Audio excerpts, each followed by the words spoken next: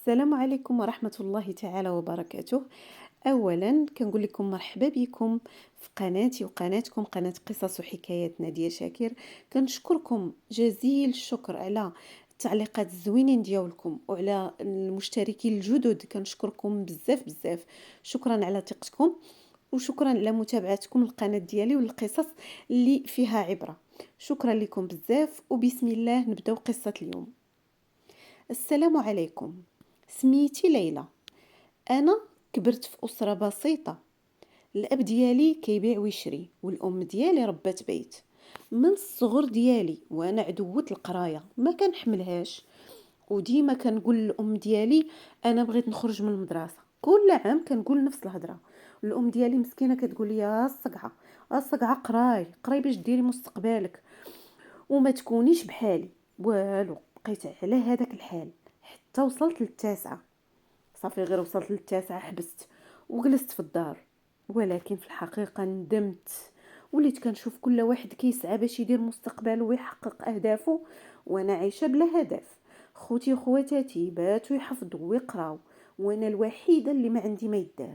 من غير الشقة ديال الدار وليت حاقرة راسي، وليت كنحس بالنقص، وبديت كنصدع الوالد ديالي باش يسجلني في مدرسة الحلاقة.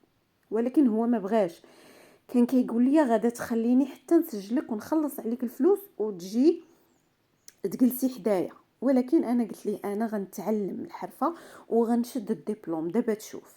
صافي وافق من بعد عامين تاع الطليب ودخلت نتعلم الحلاقه. وكيف قلت لكم كان الاب ديالي كيبيع ويشري وكان كيسافر يجيب السلعه.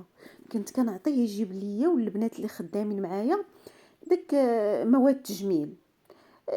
اي حاجه بغاوها كيعطيوني الفلوس وانا كنقول للوالد ديالي يجيبها. وكنت كنزيد الثمن باش نبيع ليهم، كنت كنزيد واحد النسبه وكنعرف كيفاش نبيع. كانوا الناس كي يقتنعوا بداكشي اللي كنقول لهم، يعني عندي واحد الموهبه في اقناع الزبون. كنبيع ونشري، كنعرف نبيع ونشري. المهم خديت الدبلوم ديالي، ولكن بقى عندي داك الهاجس ديال البيع والشراء عاجبني. درت محل درت محل حليته، عاونني الاب ديالي. وكيف قلت لكم انا كنت كنعرف نتعامل مع الناس، كنبيع ونشري. مشى ليا المحل مزيان، درت فيه مواد تجميل ودرت كلشي داكشي اللي كتعرفوا من شامبوانات من كريمات. مثلا المهم عرفت نبيع ونشري. محركه عندي قضيه. تخطبت تخطبت شي 3 المرات، ولكن حتى كنقرب نتكاتب وما كيكتبش. المهم حتى وصلت 30 سنة عاد كتاب وتزوجت بواحد الانسان خدام عنده حرفته في يديه. عشنا انا وياه عادي، ما عندناش وما خاصناش. مع الوقت ولفته، واخا تزوجنا غير زواج تقليدي، يعني ما كانتش بيناتنا واحد علاقة حب او تعارف، كان زواج ديال المعرفة والناس. وصلت معاه لواحد المرحله ديال اننا ما كنتفرقوش. فين ما مشينا كنكونوا مع بعضياتنا بجوج، سواء عند عائلته سواء عند عائلتي. ولات بيناتنا واحد العلاقه قويه بزاف، كل شيء كيهضر عليها في العائله. في الحقيقه حنا تعدينا ديك علاقه الزوج والزوجه، ولينا بحال الصحاب، وتقريبا عندنا نفس الطباع ونفس التفكير. سبحان الله، ولدنا بنيه وحده. هادشي اللي عطاني الله. بغيت نعاود نولد ولكن دون جدوى. ما خليت دواء الطبيب، ما خليت اعشاب. كل واحد اشنو كيقول ليا. شي كيقول ليا راه عندك غير البرد، شي كيقول ليا بالنسبه للطباء قالوا لي راه عندك شي مشكله فاش ولدتي البنت الاولى، وشكوا انه كاين شي خطا طبي هو اللي سبب ليا في العقم. داكشي علاش ما عاودتش ولدت مره اخرى. في الاخير رضينا بالمكتوب، والحمد لله الله وشكرناه على هاد البنيه اللي عطانا الله. وانتم عارفين ملي كتكون غير بنيه وحده فششناها، وكنا ما كنبخلوش عليها حتى بشي حاجه. قريناها في احسن المدارس ولبسناها احسن لباس. اصلا انا وراجلي كنا من النوع اللي كيخرج ويفوج ديما نسافروا، وديما دارنا عامره بالضيافه والعراضات. حنا غير كاريين، ولكن ما كنفكروش نشريو الدار. ماشي من اولوياتنا. المهم كان عندنا هو اننا نعيشوا مزيان، واخا حنا ماشي ميسورين ولكن مستورين والحمد لله. واخا كانت الوالده ديالي ديما كتخاصم عليا وكتقول لي جمعي راسك وديري علاش ترجعي، ولكن انا باغيه غير نعيش انا وبنتي وراجلي ونتمتعوا بالحياه. المهم وصلت سن 44 سنه، بنتي وصلت سن المراهقه. قلت هذا هو الوقت المناسب نخلي بنتي عند الام ديالي ونمشي ندير عمره. قلتها لراجلي، قال لي هذه فكره زوينه، وقال بان حماتي غتمشي معانا، وقال لي شوفي انا غنخلص عليا وعلى امي وانتي خلصي على راسك. قلت ليه ما قلتي عيب. دابا صافي بدينا نجمعوا فلوس العمره، واتفقنا انه وقت اللي تجمعوا لينا الفلوس نمشيو. الا بغى سيدي ربي وكتاب من طبيعه الحال بدينا كنجمعوا. انا كنت ثقه في راجلي، الفلوس اللي كنجمعها كنحطها غير في الدار. بغيت تكون الفلوس كامله مجموعه ديالي وديالو. بقيت كنجمع كنجمع كنجمع، طولت عاد باش قدرت نجمع واحد المبلغ. واحد النهار وبلا ما يشاورني هز ليا هذيك الفلوس، مشى حطهم مع فلوسه في البنكه. انا غير صدفه اكتشفت هذا الشيء فاش بغيت نحط شي بركه على هذوك الفلوس اللي انا حاطه، ما لقيتهمش. بصراحه تخلعت، قلت لي واش بدلتي لي الفلوس اللي كنت حاطه هنا لشي بلاصه اخرى؟ قال لي لا لا لا ما تخافي والو، راني غير ديتهم للبنكه، الفلوس اصلا ما خصهمش يبقاو في الدار. وصافي ما قلت والو. وانا كنت جامعه نيت مبلغ لا باس به، انا راه جمعت فلوس العمره وفلوس، نتوما عارفين ضروري خاص الواحد يتقدى ويجيب الباروك للحباب وتقدر تخرج لك شي مصاريف اخرى من الجنب ما يعرفش بنادم منين جات. المهم جمعت فلوس العمره وما يزيد عليها. هذوك الفلوس صراحه انا جمعتهم غير بالكشيفه، حيت المدرسه ديال بنتي كانت غاليه بزاف وانا اللي كنت كنخلصها. الا جينا نضربوا الحساب انا اللي كنت كنصرف في الدار اكثر من اللي كيصرف راجلي، حيت انا هازه المدرسه وكنعاون في مصاريف الدار. قول المصروف تاع الدار كله تقريبا عليا، وهازه مصروفي انا. وحتى الام ديال راجلي كندير لها هو واحد الشهريه، وكان ملي ما كيقدوش كنت كنساهم ونعاونو باش يكمل ليها. واش غادي نقول، بحكم انني انا كنت اكثر منه في الدخل. بالنسبه للحانوت ديالي كان كيدخل ليا هو بحرفته، ولكن المحل ديالي كيدخل ليا مزيان. المهم المصاريف كانت كثيره عندي، ما جمعت هذوك الفلوس ديال العمره حتى تزيرت مزيان، كي كيقولوا زيرت الصمته. داز الوقت ولكن باقي ما عرفناش امتى غادي نمشيو للعمره، باقي ما كتبش الله، حيت هو باقي ما جمعش النصيب ديالو هو هو والام ديالو باقي ما جمعهمش. واحد النهار قال لي بغيت نقول لك شي هضره. وقلت ليه، قال لي ولكن ما تقلقيش مني. قلت ليه قول ياك لاباس الله يسمعنا خير. قال لي بيني وبينك انا بغيت نقول لك واحد الحاجه، انا راه بغيت نتزوج، وفي الحقيقه راني سولت، وبما انك ما بقيتيش تقدري تولدي وانا باغي الولاد، باغي الدار تعمر ليا بالولاد، من حقي نزيد نتزوج، وهذا الشيء راه حللوا ليا الشرع.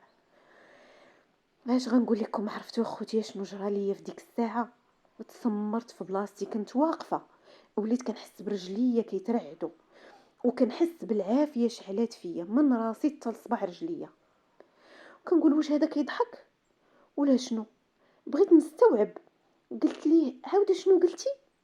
قال لي لا لا لا غير كنضحك معاك تيقتي.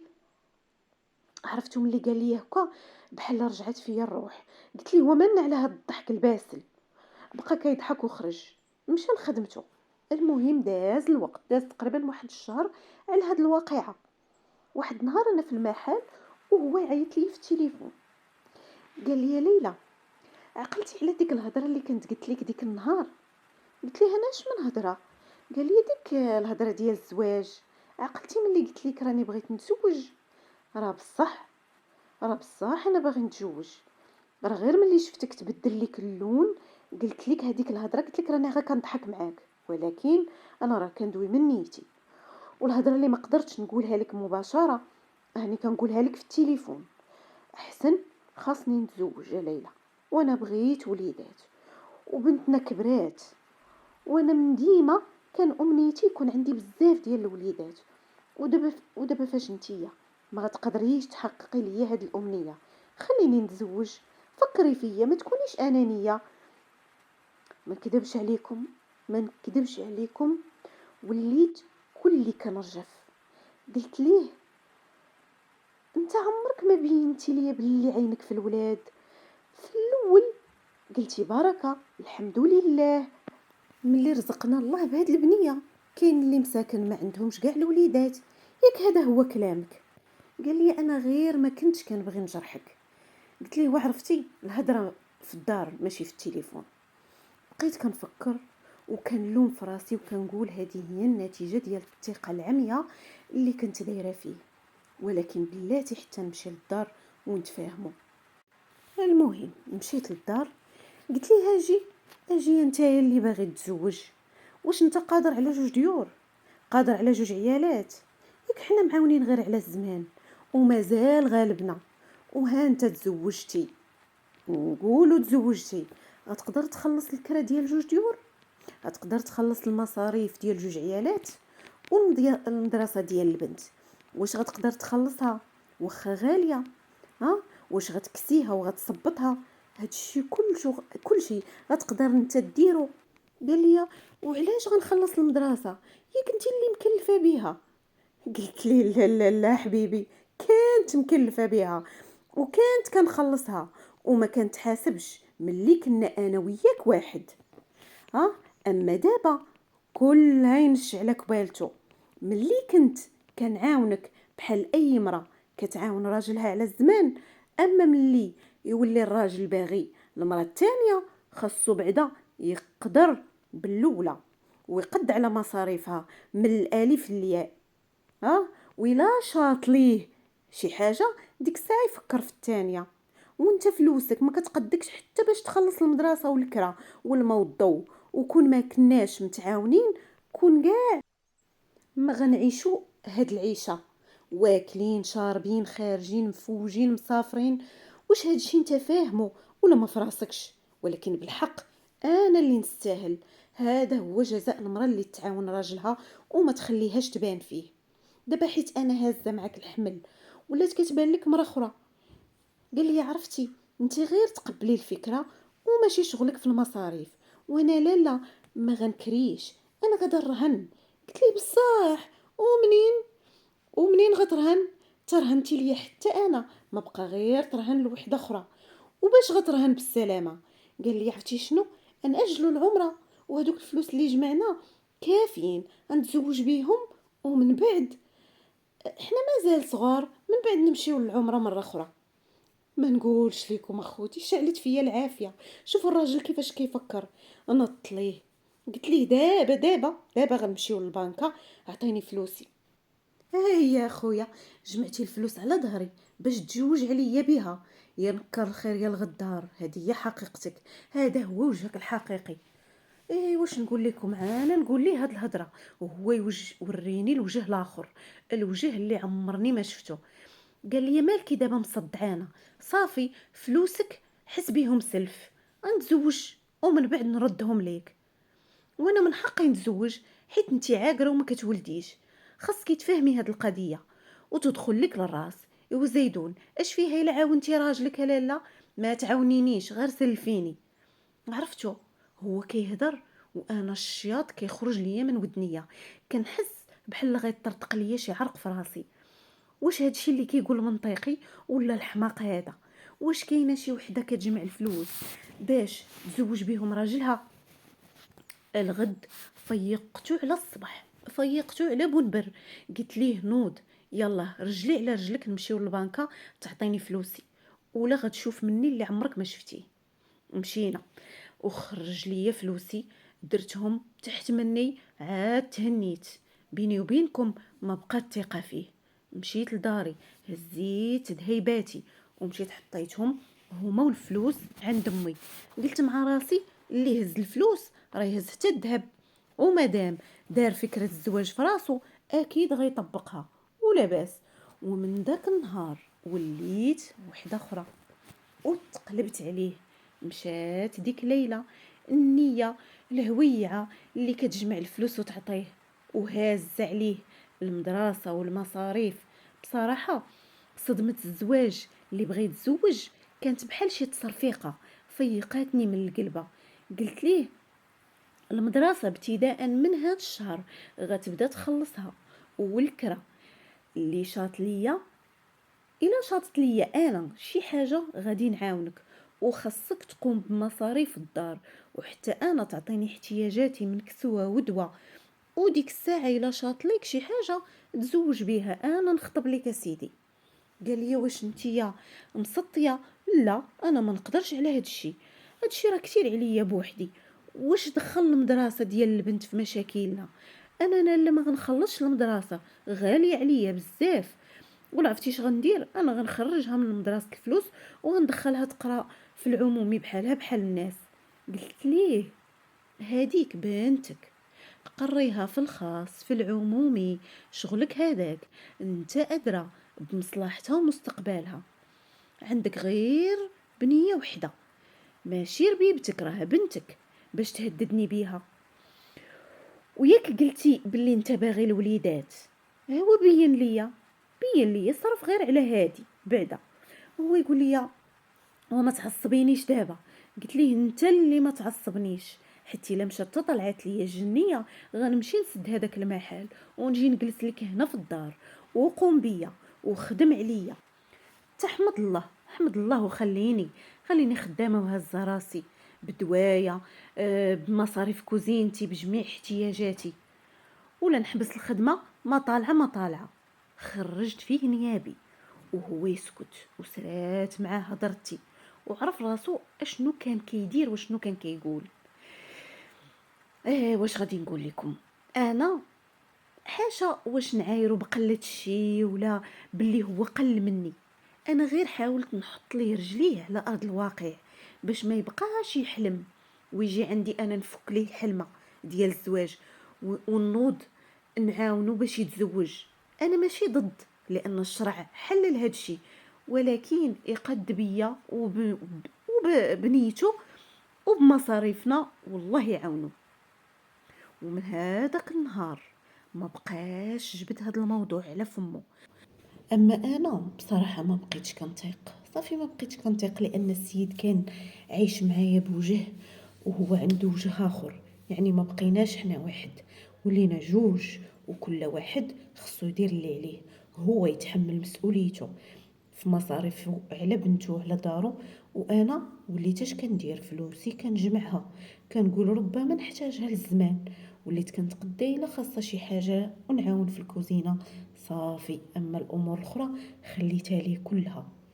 ايوا هذه هي قصتي، نتمنى تكون عجباتكم وخديتوا منها العبره. ما نكرهش نعرف الراي ديالكم فيها. احبائي متابعين قناه نادية شاكر للقصص والحكايات، نتمنى تكون عجباتكم قصه اليوم. واللي عنده شي قصه وبغاني نحكيها باش يستافدوا منها المستمعين مرحبا، غادي نخلي الرقم ديال الواتساب، واللي عنده شي قصه يصيفطها ليا. وشكرا لكم على المتابعه، وما تنسوش الاعجاب والاشتراك في القناه، ومرحبا بكم.